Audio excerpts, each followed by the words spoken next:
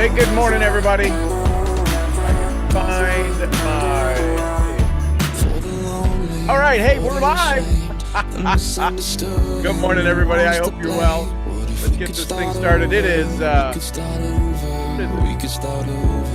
November 28th, 2023. My name is Sean Murphy. I'll be your host here for the next little bit. Today, the conversation is your words of self-talk that make you irreplaceable. See, there's this idea, there's this concept that we are replaceable, that somebody else can do what we do. I got news for you. The second you realize that you are the only one that can do what you were put here for, right? Mark Twain said the two greatest days in somebody's life, is the day they were born and the day they figure out why. So this idea that we struggle, the reason that we are wired to fail. Listen, I know that sounds frustrating, aggravating, but let me ask you a tough question. Have you spent more time in your life in the world of success or in the world of struggle? See, we have become programmed. Programming is what runs at our subconscious, unconscious level. We have access to the subconscious. We have access to rewiring it. But when we do that, and I say but when we do that, because but negates everything else, we have access to it, but we choose not to access it. We choose not to do the work necessary. The work necessary is self-talk. Nobody wants to talk about self-talk. Why? Because it's all about you. Self-talk means you got to talk to you, about the things you've done, the things you have done, didn't do, couldn't do, wouldn't do, should have done. And we wind up not being able to stay focused on our own self-talk. So I've developed something called NESS, neuroenergetic self-sculpting. It's not that I developed it. I kind of brought modalities of success and wellness together. I brought the body together with the mind, together with the thought, together with the actions. See, body and actions are two different things. Here, let me prove it to you. You ever have a thought? Think about somebody in your life, maybe an old boyfriend that wasn't the nicest person or made you feel embarrassed. Think about a teacher. Maybe they felt you embarrassed. Do you feel that in your body? Do you feel that little gut punch? That's neuro encoding. That's thoughts and body. See, when we go into self-talk, when we start to have self-talk conversations and we start to say, I am a millionaire and I am the next rank and I am a leader and I am a this, your body says, ha, ha, ha, ha. Show me the evidence, right? What was it? The movie Jerry Maguire, show me the money. Your body is saying, show me the evidence. Your thoughts are saying, show me the evidence. Your wishes are saying, show me the evidence. And when you look at the evidence of what you've done in the past, you have probably fallen a little bit more short of your goals than you have succeeded. And therefore, the evidence is overwhelming, right? What do they say in court? You have to prove somebody guilty beyond a reasonable doubt. Do you think there's enough reasonable doubt evidence that says you're a success, or reasonable doubt evidence that says you struggle in what you do? So how do we shift that? We have to incorporate all of the modalities that we have been given, right? Could you imagine if you planted a tree and it only used the nutrients in the soil, it didn't use the rain, it didn't use the sun?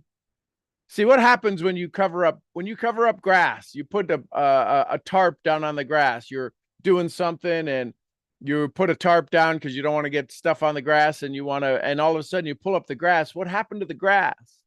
The nutrients was there, the earth was there, the wind was there, the rain was there, the sun, it couldn't use one of the elements that it's designed to live. So you're designed to live using all of the elements of your life. Using the elements of your body, the elements of your mind, the elements of your spirit, the elements of your talk, the elements of your sight, the elements of your all of your senses. And yet when we get into personal development, we want to use somebody else's script. We want to use somebody else's model of success. We want to follow the people that say this stuff to us. If I could do it, you could do it. And we go, well, if they could do it, then I got to do it their way. And that makes you replaceable.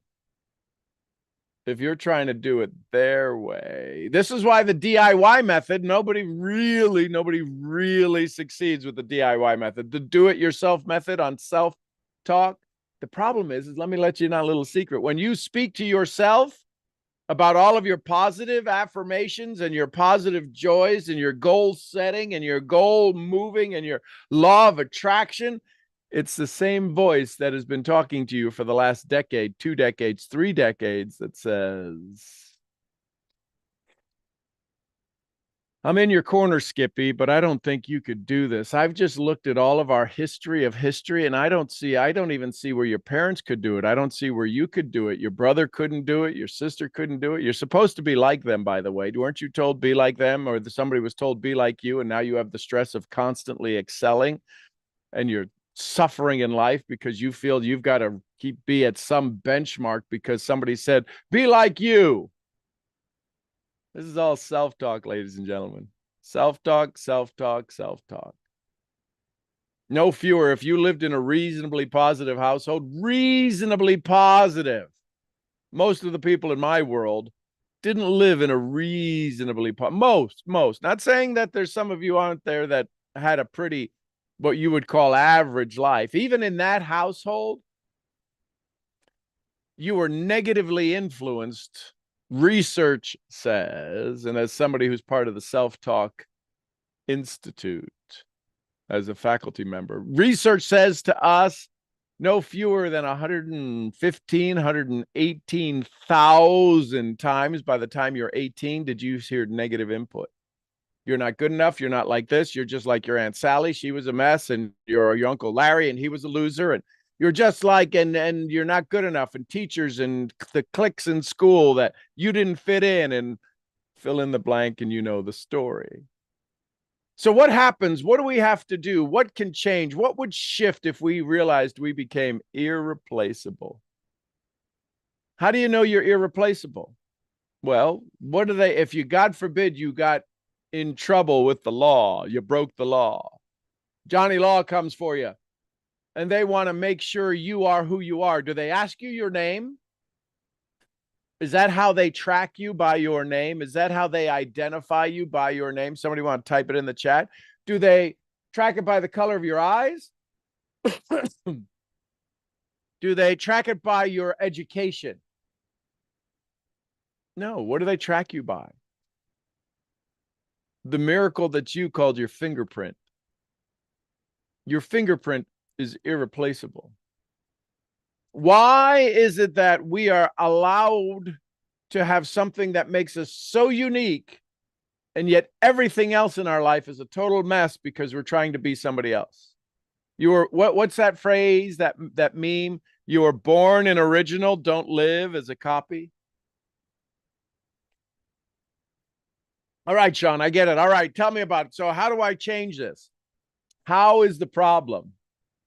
How is the problem? Because until there's a state shift, your how will keep you in struggle. Your how will keep you stuck. Your how will keep you limited. The how, the strategy. There's 3 things. You can write them down on your paper. 3 S's. Go left to right. SSS. Left side, middle, right side. Right side is strategy. It is the weakest. It is what keeps people broke, is the strategy. Strategy keeps you broke. Hang on. Yes, we have to produce. But if you are in a strategy mindset trying to produce strategy, what kind of strategy do you think you produce? Do you think you produce world-changing, thought-leading strategy change? No, you are in strategy with a strategy mindset. You are replaceable. Myron Goldman talks about the four ways that you can create income: manipulation, coordination, communication, imagination. Manipulation is strategy. How do I dig a ditch faster? Listen, I've dug ditches. I grew up on a farm. I know strategy. I know about animals and feed them and don't feed them, and they get out and fixing fence and tractors and changing tires. And I know strategy. I know you get mired down in the how. How makes you replaceable. If you ask, how do I do this? You're replaceable. Think about it. How do I make a cake? You're replaceable. How do I make a cake that nobody else could ever create? Irreplaceable. All right, so that's that one S. That's the S on the right side of the page. The one in the middle is story. I need to change my story. I got a good story. I want to create income. I want to become top manager in my company. I want to become top distributor in my company. I want to be story. I want to have a good story. The challenge is that you might have an amazing story. By the way, let me let you in on a little secret. Because you are irreplaceable, you are the miracle, you already have the most amazing story ever. What challenges you is that when you start to tell your story, you get a little embarrassed. You think people are going to make fun of you. It's a little vulnerable, right? Brene Brown says, your vulnerability gives me strength. Is it possible that you're not making people strong because you're not telling your vulnerable story? But nobody wants to hear about when I was a child and something terrible happened to me, or when I was an adult and somebody did something horrible to me, or my relationships, or that I went from being wealthy to being broke and back to wealth. Nobody wants to hear that. I can promise you they don't want to hear it if you don't want to share it.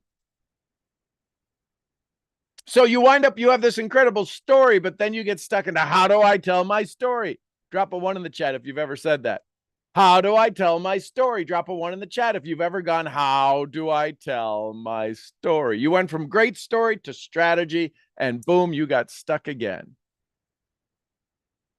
So middle S, story, right S, strategy. The one on the left that most don't want to spend any time on, most don't want to learn, most don't want to investigate, most don't want to perpetuate, because it makes you special, it makes you significant, it makes you sought after, it makes you irreplaceable, and that is your state. The energy with which you arrive each moment in this universe. Not the state of, oh my gosh, we're going on a trip and everybody's happy. How about now? Do you think, tell me, the holidays are upon us. Do you see a state change in people? Have you ever said this or ever met somebody who said this? Drop a W if you've ever said this or heard this. I wish we could be like this all the time.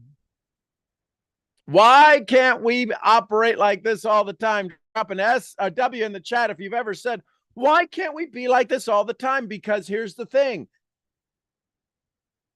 The holidays are irreplaceable. And therefore, you show up in an irreplaceable environment and you adapt to it. You adapt to it. The masses are doing it and you adapt to it. What if, follow me on this, what if all of a sudden you became irreplaceable and you knew it?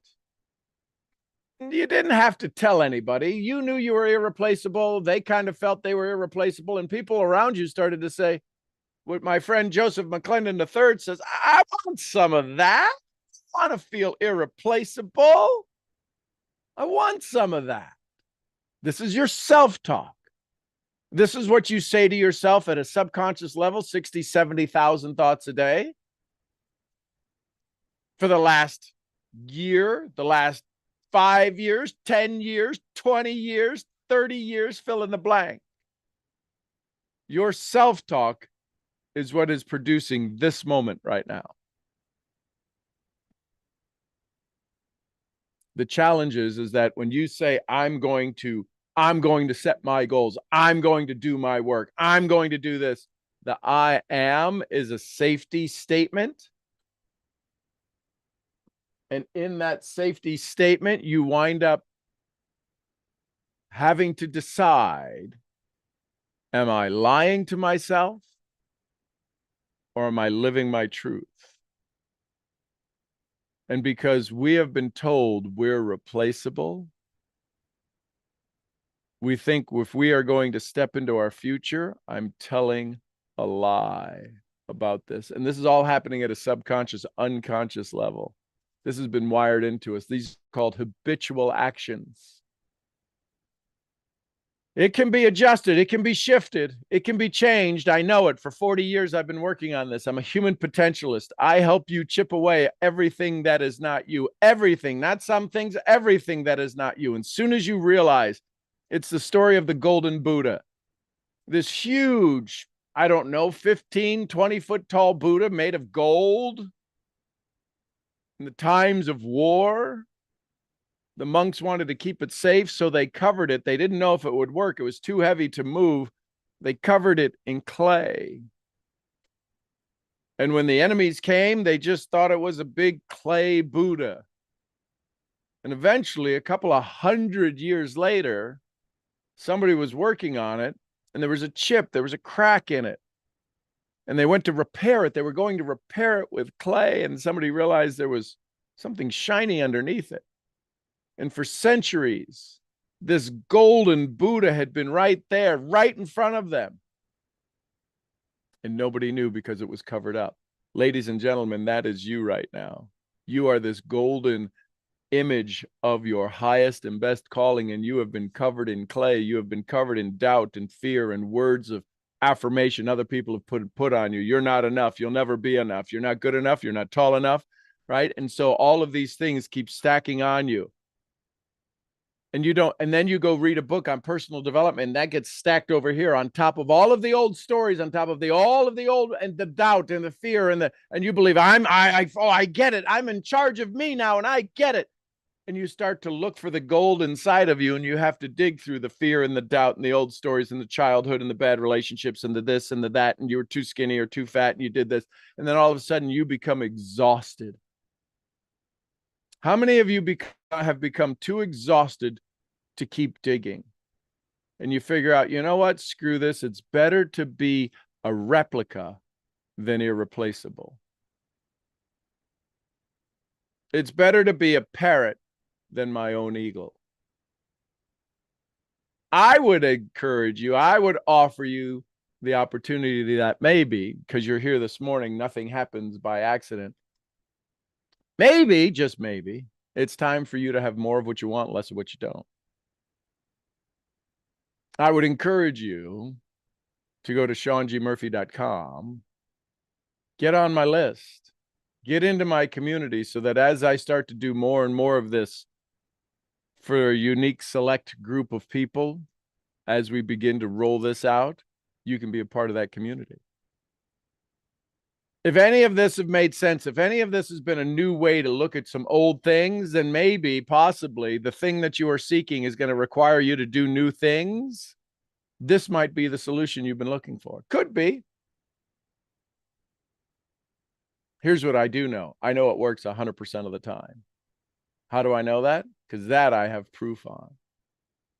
That I have experience on. When you understand how the mind works, how the body works, how the emotional system works, how the parts of the brain work that you need to activate, the prefrontal cortex, the hippocampus, the hypothalamus, all of this to move yourself out of the default mode network, the DMN, where you currently operate, where you typically operate. Your default mode network is what keeps you stuck.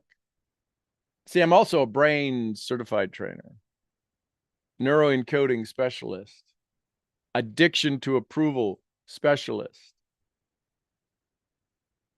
EFT, emotional freedom technique, tapping specialist, self-talk specialist. Maybe we could have some fun. I know I will.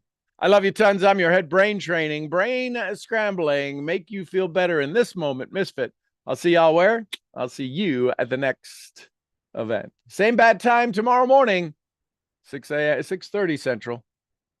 I appreciate you. Have an amazing day. Bye for now. And YouTube, love you tons. Appreciate you so very, very, very, very, very much. I'll see you where?